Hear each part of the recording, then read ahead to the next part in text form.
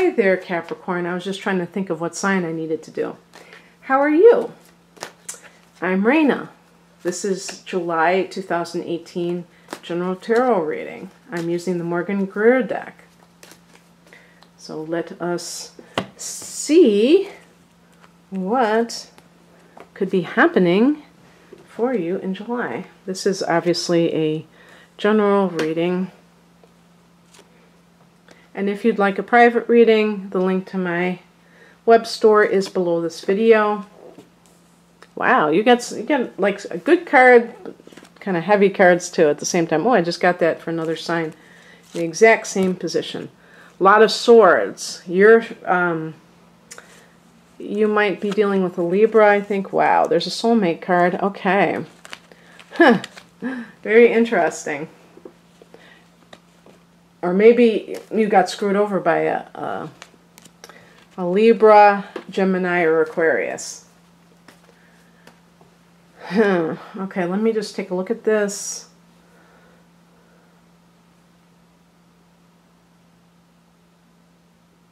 I mean, you know, sometimes I try to just tie in all the cards for one, you know, area. And that might not be a good idea because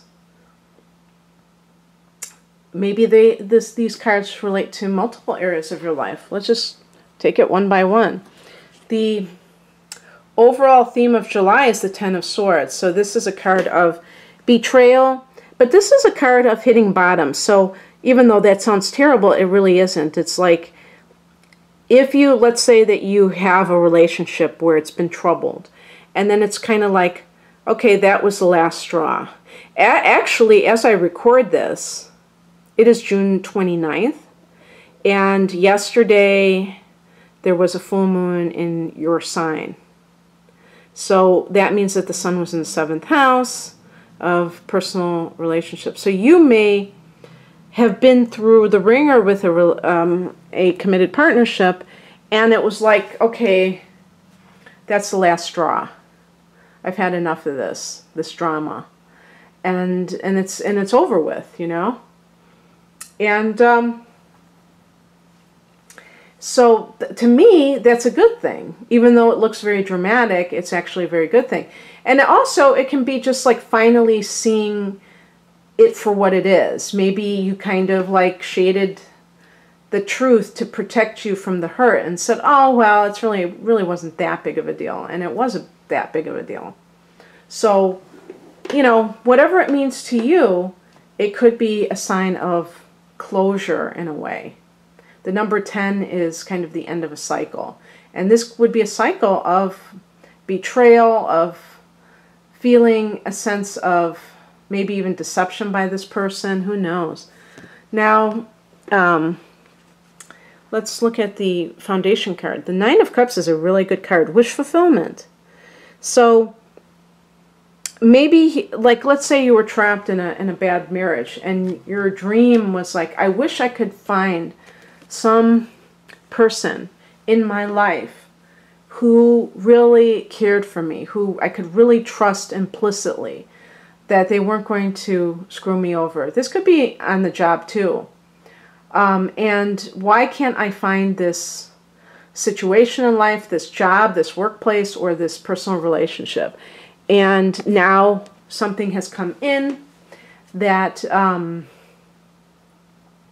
kind of qualifies as that. And then we have here as the challenge card, the Hangman.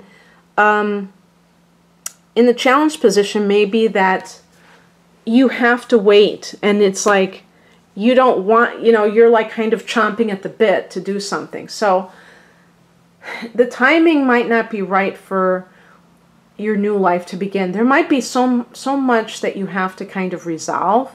So for instance, you're married, but you meet somebody new. Now, this could be a Pisces person, I'm thinking, because the Hangman connects with Neptune. Unless this is the person that did you wrong, which it certainly could be. But Neptune is a ruler of Pisces. But the Nine of Cups, Pisces is a Cups, and so is Scorpio or Cancer. So I guess it could be one of those.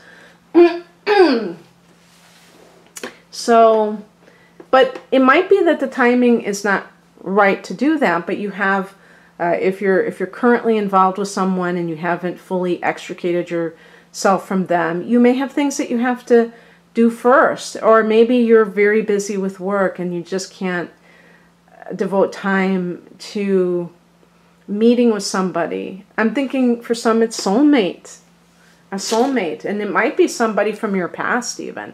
At the end of July, we have a Mercury retrograde where you could hear from somebody from the past, and this could be the wish that you've always had. The higher message is the Three of Swords. Interesting. Now, typically, with the higher message, it isn't like necessarily practical advice. It might just be more of psychological things that are going on that you need to deal with, you know, the spiritual, energetic dimension. So the Three of Swords can be a feeling of heartbreak, of rejection, that, you know, the Ten of Swords, the actual act, and the Three of Swords is the action, or is the reaction to that. But really, I think in this context, because one of the other interpretations of the Three of Swords is that you need to cut something out of your life very decisively. So in other words, you don't allow any kind of not lingering of relationship, but that you're not allowing a relationship to, you're not leading anybody on. I can't think of that term. That means it's not about leading them on, because that's more of deception. It's more about, you want a clean break so that you can, so that you're not just still connected to this person. Because you may have new possibilities in your life, but it's like things have to be sorted out. But they can't be sorted out if there is this on again, off again, or you're still kind of, you know, have a foot in each, like a part a part of you is independent of this relationship, and then you still are, some people, like for instance, some people, they break up, but they're living together under the same roof, and there still is a sense of them interacting with one another, and that keeps the relationship going. So you may have to work something out on that front. The practical advice is represented by the King of Pentacles. This can simply be that there is, like, if this is a workplace situation, that you are, well, you know, even if it's like a workplace situation, I don't see you necessarily getting money from the workplace. The Nine of Cups could be getting some kind of money that you were hoping to get from some source. I wouldn't know what it is, but that was what you're happy about. Even though the Nine of Cups usually is emotional, I always connect it to even like financial gains in some way. So it can be a situation where you need a money manager to help you make the best of some money that you have obtained. And this is because maybe you want to go off on your own and start your own business, and you're tired of dealing with, you know, working for other people and feeling this sense of that they hold the power, and they end up screwing you over because of their own self-absorption or selfishness or what have you. The King of Pentacles, I think, also is kind of prompting you to be your own boss, because kings can be bosses, and pentacles, you are a pentacle, Capricorn. All the earth signs are. And, you know, kind of like you make a good leader. So there's no reason you can't do what maybe you've been doing, but in your own right. And what is coming in is represented by the Knight of Swords. The other thing, too, is that the King of Pentacles could be this person right here that is that maybe a partner from the past, from, you know, your high school sweetheart. I do wonder, though, for some of you, if it is a water sign based on these two cards. Maybe they have earth and water, who knows. But anyway, the Knight of Swords coming in could represent you consulting a lawyer for a divorce, or other kind of, like, it could be like a custody, child custody, because the King of Pentacles could indicate the father of your child being involved in something. You know, even if you're not married to this person, if you have shared a space together and you have a child together, there still may be legalities that you have to contend with, and that might be why I got the Hangman card in the challenge position, because maybe there's things that need to be sorted out. The Knight of Pentacles, or I'm sorry, the Knight of Swords can also be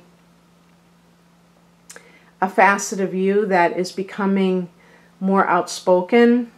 Maybe you were too passive in your relationship, and that led you to be treated like a doormat, and now you're just like, you're kind of mad about, it could be like you're mad that you took it so long that now you're starting to just like get a mouth on you, and you're starting to be like kind of radical, like you're just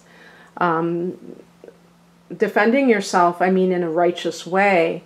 And it's like, I'm never going to allow this to happen to me again. And the outcome is that soulmate card, the Six of Cups. Being with the person that you're meant to be with. And again, this may have been a long desire dream. Maybe this other person, yeah, you know, I didn't think about that. Maybe they have to get divorced, and you have to wait for them, and you're kind of impatient. That could certainly be the case. This could be a situation, if it is like a job-related thing, where you have a job that maybe this is like your dream job from when you were a child, the thing that you really wanted to do that you kind of put on a shelf, and now that you're older, you're like, I'm not going to allow my dreams to go deferred anymore. I'm going to take inspired action. And you are, you know, seeing those dreams come true based upon this. But yeah, I mean, I'm excited for you if there are any Capricorns out there who are looking for love. Maybe for the person that you felt was the one that got away. I hope that that certainly comes true for you in the coming months. And I wish you well. Take care of yourselves. Bye.